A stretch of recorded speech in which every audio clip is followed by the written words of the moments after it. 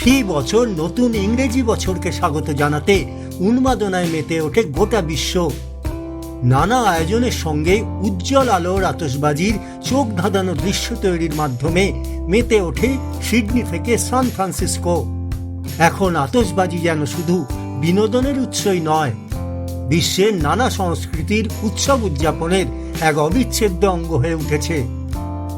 কিন্তু প্রশ্ন হলো, নতুন বছর উদযাপনে গোটা পৃথিবী জুড়ে একটা দিনে জ্বলে ওঠা আতশবাজি আসে কোথা থেকে? কারা বানায় এই সব আলোর ফুলঝুরি?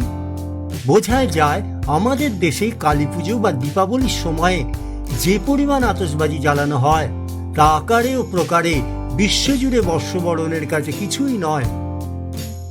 তথ্য অনুযায়ী এই মুহূর্তে গোটা বিশ্বে আতশবাজি শিল্পে একাধিপত্য চীনের। বিশ্বের সবচেয়ে বড় আতশবাজি উৎপাদক ও রপ্তানিকারক এশিয়ার এই দেশ।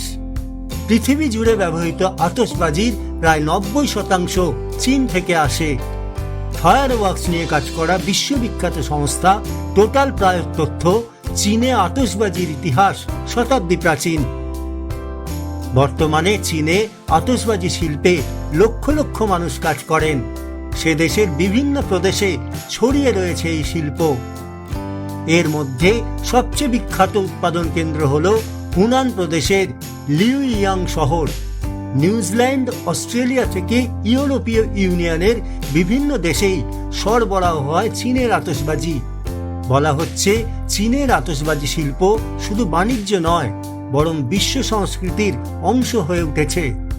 তবে আতশবাজি তৈরিতে চীনের পরেই আছে মার্কিন যুক্তরাষ্ট্র, জাপান ও দক্ষিণ কোরিয়ার স্থান।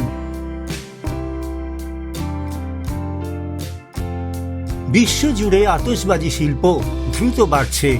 বিবিসির হিসেব, 2024 সালে এই বাজারের আর্থিক মূল্য ছিল প্রায় $2.69 বিলিয়ন মার্কিন ডলার। ধারণা করা হচ্ছে 2032 সালের মধ্যে এই বাজারের আকার বেড়ে দাঁড়াবে $3.65 বিলিয়ন ডলার। তবে নানা রঙের আলোকমালায় গাঁথা রঙিন এইসব আতশবাজি নিয়ে উদ্বেগও কম নেই। আনন্দের এই উপকরণ হঠাৎ করেই বাড়িয়ে দেয় বায়ু দূষণ। প্রশ্ন উঠছে, কিছু সময়ের আনন্দ উপভোগ করতে গিয়ে পরিবেশ ভাবনা শিকেই তুলে দেওয়া নিয়েই।